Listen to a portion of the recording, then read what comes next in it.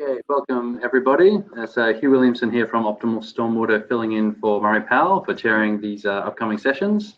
And to start us off today at the 11 a.m. session, it's Mr. Phil Lee presenting Stormwater Harvesting versus Sewer Mining, Review of Decentralized Water Reuse Technology, also co-authored with Mr. Omid Sayar.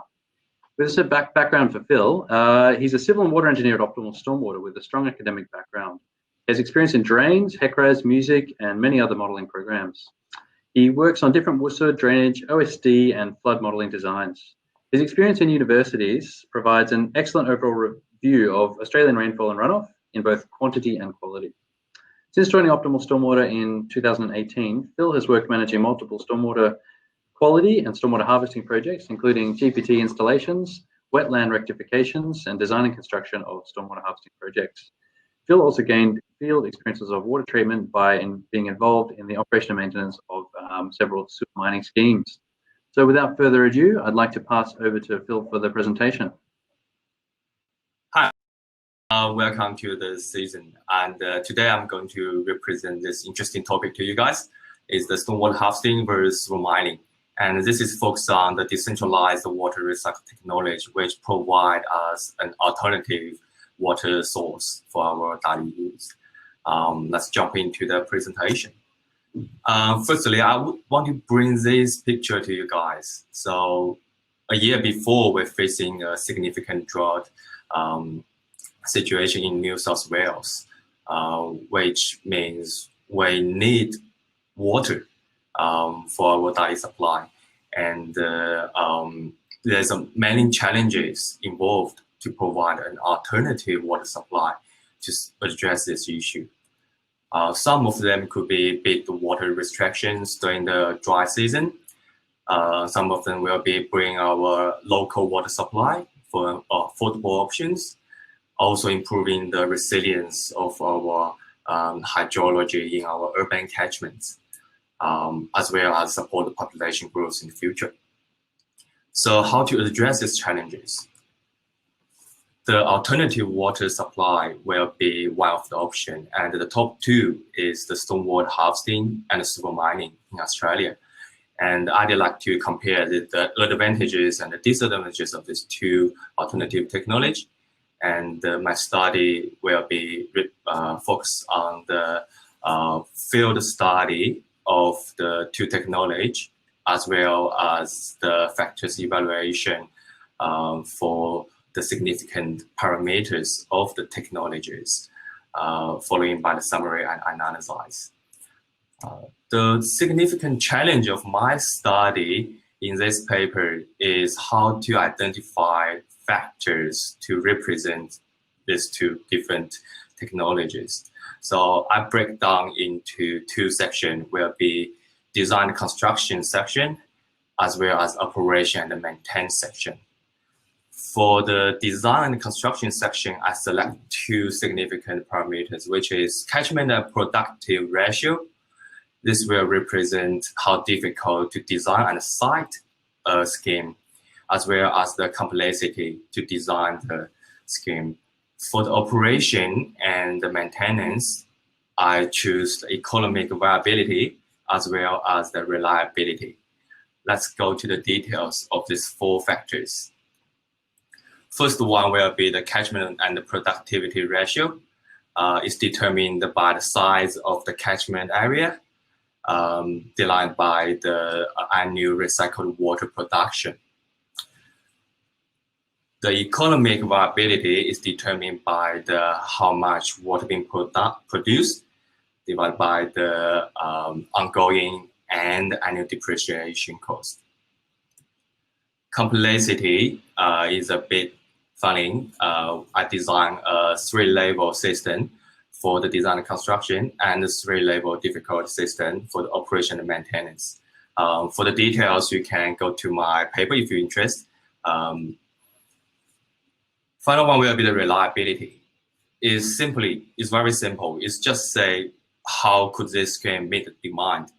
How many percentage of the consumption is from the scheme is determine the reliability.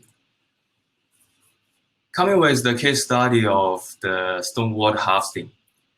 The case study is located at the Black Tom Council. It's a big stormwater harvesting system, harvests water from the creek area, and it is a significant area for 60 and 655 hectares.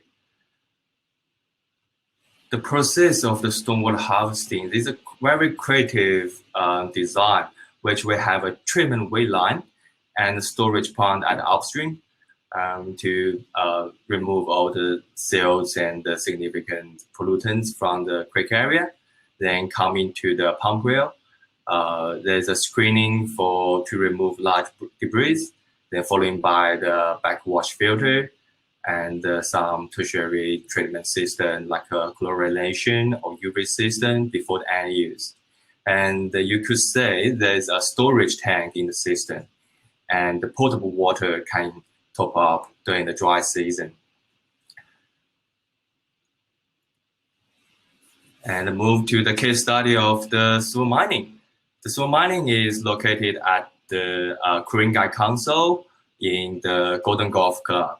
The sewer mining is harvesting water from a 40-hectare sewer catchment, which is also in the low residential density area, and the annual productivity is about 80 million liters.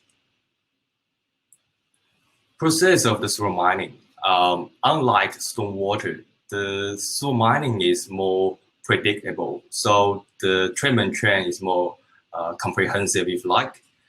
Is coming with the flow balance tank, bioreactor, membrane system, which gonna remove most of the pollutants in the sewer and generate very high grade water for the irrigation or other use. And also following by the tertiary treatment system like UV system and chlorination, and before it pays to the storage and for the end use. Let's jump to the details. I've been collecting lots of data from the site, from the design reports, and from the ongoing operating and maintenance reports. All this data have been summarized here. There's a few funny factors. Firstly, the catchment size is significantly small in the sewer mining, which is a good science. Like sewer mining is more designable and accessible source compared with the stormwater. Another one will be the storage size. Stormwater harvesting is quite big, and this is the major reason why the capital cost of the stormwater harvesting is much more than the sewer mining, because lots of the construction budget is spent on the storage, and you need a big storage to be able to meet the water balance. But on the other hand, the sewer mining have a high ongoing cost, because the operation and maintenance need a high scale level, as well as pay more attention than the stormwater harvesting. But finally, for stormwater harvesting, you can only meet about 70% during the dry years for the water demand, which means you still need to use top up water during the dry season. And this season, usually you have water restrictions. So that's why in the reliability, sewer mining can provide 100% of your consumption, which is an ideal solution for high reliability target projects. The results can be shown here. We can say what stormwater harvesting is hard to cite and cite the scheme, but sewer mining is more accessible. And the economic viability, the stormwater harvesting have a better economic viability because it's from the low ongoing maintenance fee, as well as the high productivity. The complexity is sort of the same, but generally speaking, stormwater harvesting will be least complex and easy to maintain. but the reliability in the silver mining is 100%, which is a very charming figure at the moment. However, stormwater harvesting still provide a very good 85% demand. Summary of my study, some advantage and disadvantages of these two different technologies. The advantage of stormwater harvesting, we can summarize 4 major advantages. It's cost effective for sure, and it's relatively easy to maintain and have less health and safety issue. It is also a positive environment input, if you like, because we treat the stormwater, then release the stormwater to our environment to protect the downstream waterway. Also, it is like kind of established in the area with, like rural area for agricultural or other use if there's no significant sewage network. But it also has some disadvantages. It is a large amount of capital cost. It's very large, and that is due to the storage tank. And also it is have restriction from the like top water input in the dry seasons, which make the application of this scheme hard to go through in some certain scenario. For example, you want to have 100% independent water input, then you need to choose another method. Also, it is hard to control the water quality at upstream. For example, like chemical spills or some like blue-green algae events, then your water source is not usable because you have no capability to treat them. This will further address on the limitation of the water supply restrictions. Let's move to the advantages of the silver mining. They got a very reliable water supply, even in the dry seasons. And it is also very accessible in urban area. You don't need to worry about the rainfall, worry about where can I build it, if I need more, where can I find more source. Also in the urban area, we have plenty of silver drainage source, if you like.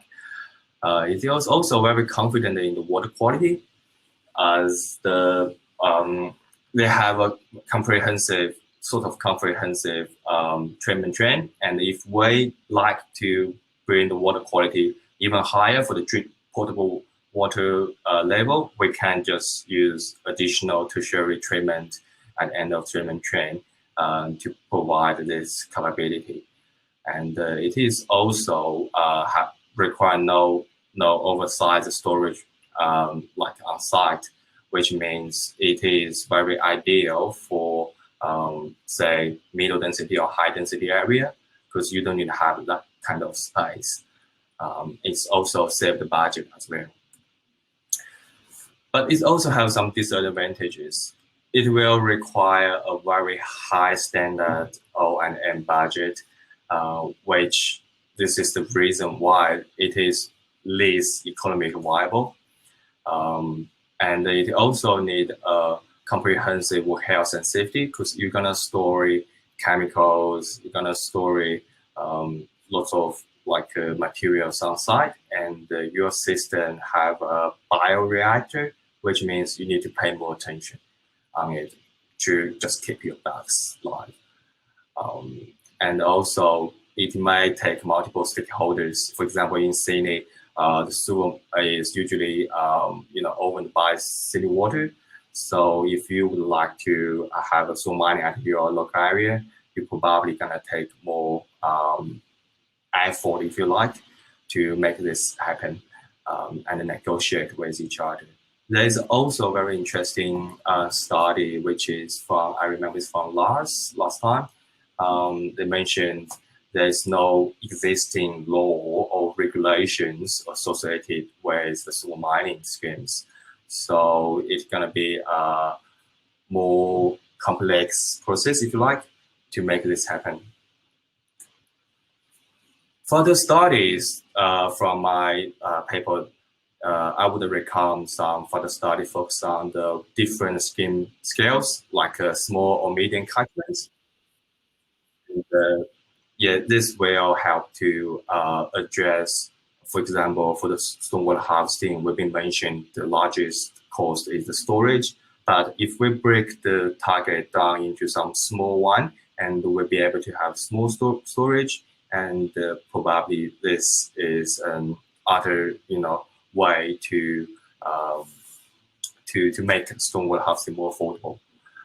Also, recommendation will be go for the middle or high density urban area to say what kind of challenge you're going to be facing in these catchments, and which one is the best choice. Here we go. That's my today's presentation. If you have any questions, please welcome to ask me.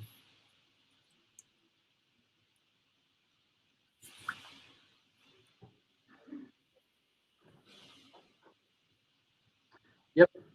Thanks very much, Phil. We've got some really good, interesting questions here come up in the forum. The very first one is from Stephen Degata, and the question is, given the small catchment of the sewer mining example, does scaled up sewer mining become more economically viable than stormwater harvesting? Yes, that's a good question.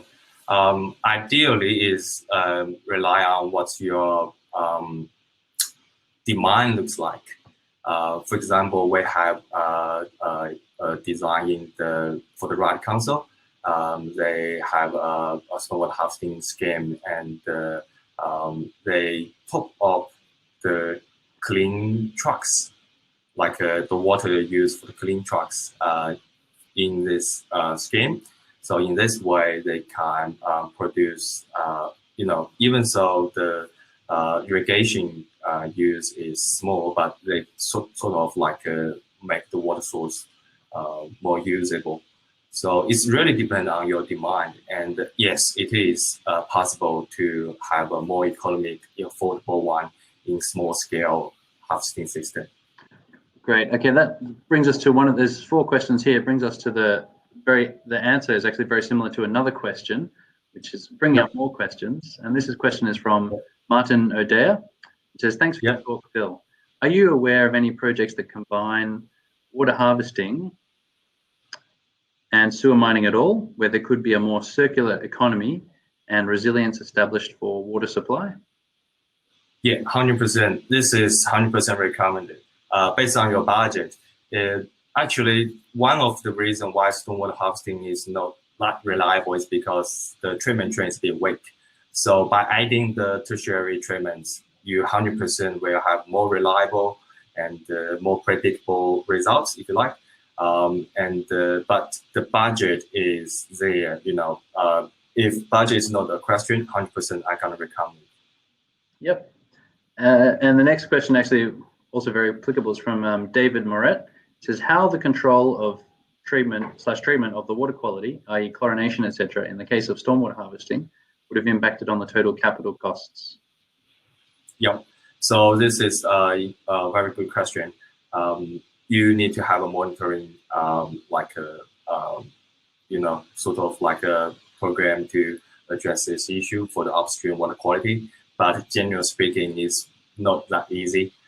We could have some sensor in the system to say what the turbidity of the source looks like. So you could say increase the UV level or make the dosage of the chlorination higher, stuff like that. But for the upcoming source, it's hard to monitor. That's why, generally speaking, stormwater harvesting is recommended for non-potable use, and sewer mining is more usable for general recycled water use. Yep, great, thanks. And the last question here from Peter Wilson. The cost per megaliter is dictated by the scale of your project. In your example, the cost difference is significant, 1.5 compared to 2.75. But what would the cost difference be if they both produce the same volume of water? Example, they both produce 80 megaliters per year. Yeah, that's a good question. So actually, the sewer mining cost can be reduced by increase the productivity, and it's going to be very easy. So I think by increasing the through mining productivity, we can have a more affordable Thanks, everyone. results.